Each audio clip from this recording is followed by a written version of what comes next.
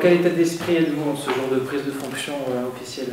Très content. Là aujourd'hui je mesure le poids et la chance que j'ai eu d'accéder à cette fonction et dans ce territoire. Quelles sont les motivations qui vous animent pour réaliser l'exercice de cette fonction? Déjà l'intérêt et le souhait de servir mes concitoyens.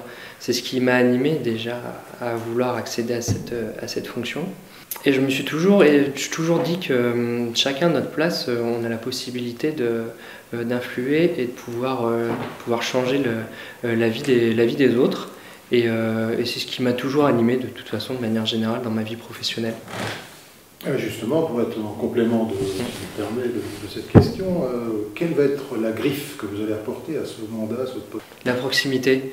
Là, j'ai profité de cette première semaine où j'étais un peu, on va dire, en off pour me promener sur l'arrondissement, pour aller commencer à visiter les principaux villages, les principales communes et commencer, de manière, je vous avoue, un peu anonyme, à aller à la rencontre des gens. Et je pense que vraiment, c'est ça. Là, aujourd'hui, je suis entré dans le costume de sous-préfet, dans la fonction.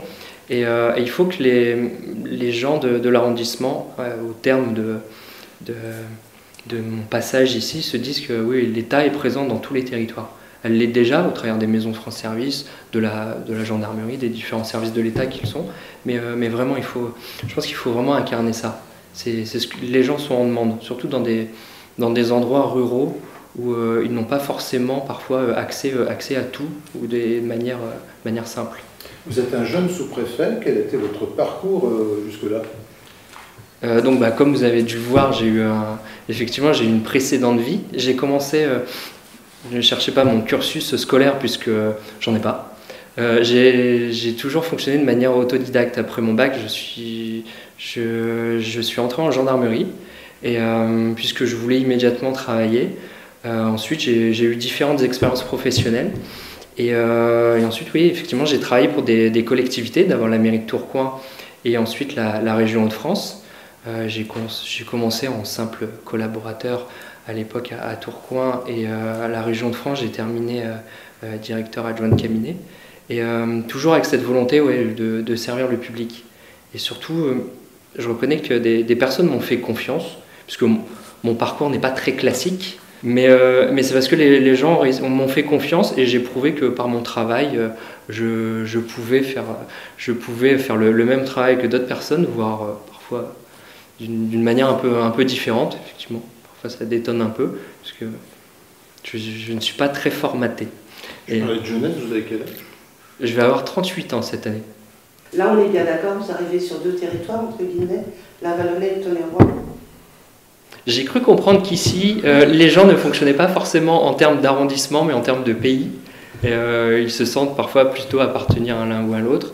Mais effectivement, il y a quelques différences, il y a des similitudes.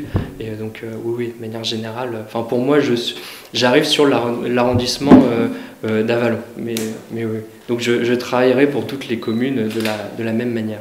Quelle vision vous avez de la ville d'Avallon et de ce territoire avallonnais? Pareil, je ne vais pas vous sortir la sempiternelle phrase du « je passais ici quand j'étais petit pendant mes vacances », parce que ce n'était pas du tout le cas. Non. Donc non, je découvre. C'est vrai que j'en ai une vision assez positive. Je trouve que vraiment c'est un territoire qui a beaucoup d'atouts. Et là pour le moment j'ai vraiment une vision positive de ce territoire. Quels vont être les premiers dossiers sur lesquels vous allez plancher, réfléchir, travailler, opérer? Alors, le préfet, que je remercie d'ailleurs de sa confiance, m'a confié les mêmes missions que ma prédécesseuse, c'est-à-dire France Ruralité et le plan Loup. Là, je commence à rencontrer les différentes directions, je commence à rencontrer les élus pour commencer justement à entrer vraiment dans le dossier, puisque le principal travail, c'est d'accompagner les élus dans leurs projets. Je vais avoir en charge également le suivi de l'ingénierie au niveau du département, mais ça sera aussi, et le préfet m'a missionné sur ce volet-là plus particulièrement, ça sera de faire en sorte que n'importe quelle politique publique de l'État puisse s'inscrire sur un volet rural. Et c'est vraiment la commande qu'il m'a passée, c'est que il n'y a pas forcément de limite à ça, c'est qu'il faut que n'importe quelle politique publique puisse être déclinée. Mais surtout l'avantage de ce plan, c'est qu'il n'est pas figé, comme parfois on peut le penser. Et en permanence, là d'ailleurs on va mettre en place des indicateurs, en permanence on pourra le modifier, le réadapter, puisque parfois, vous savez, nous mettons en place des choses et on s'aperçoit que quand on veut le mettre vraiment concrètement en place sur le terrain, on s'aperçoit que parfois il y a des petites frictions, il y a des petits couacs, ça ne fonctionne pas forcément bien.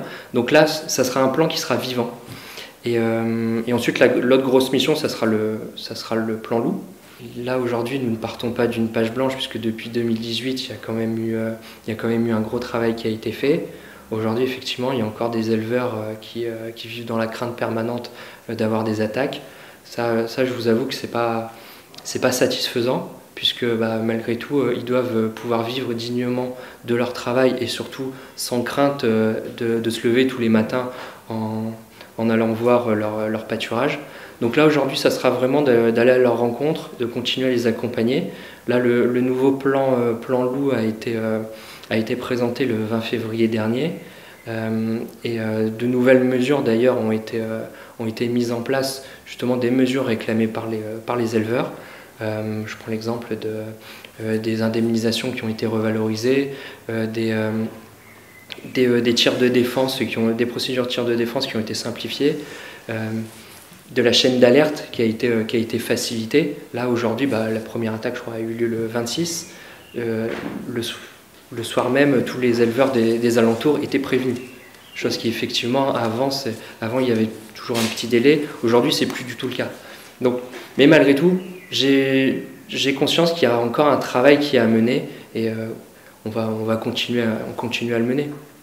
Le volet économique, vous allez vous y intéresser de près, parce que Pascal Jean est très sensible à l'attractivité du territoire, donc j'imagine que vous-même, vous le serez d'autant. Tout à fait. Ça fait partie, d'ailleurs ce que j'ai dit tout à l'heure aux élus, c'est que pour moi le volet économique, l'emploi, c'est important, puisque on sait bien que parfois nos villages se vident par manque d'attractivité, et parfois l'attractivité, bien souvent même c'est l'emploi.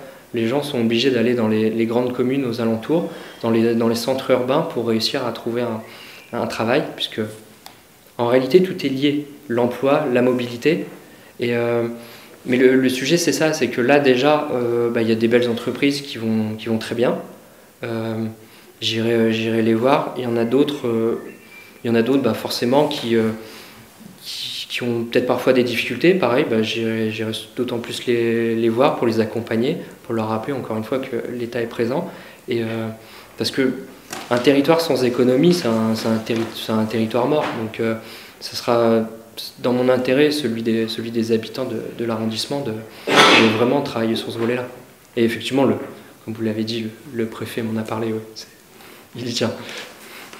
Et par ricochet, par extension, je présume que le monde agricole va aussi avoir oreille auprès de vos interventions, sans doute.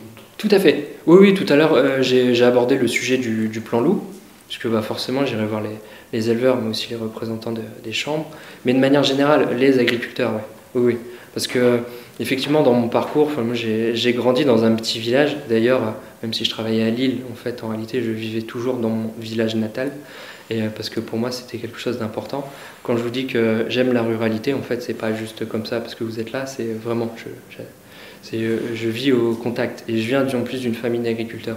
Donc non, pour moi, je connais leurs difficultés, puisque j'ai des membres de ma famille qui le sont.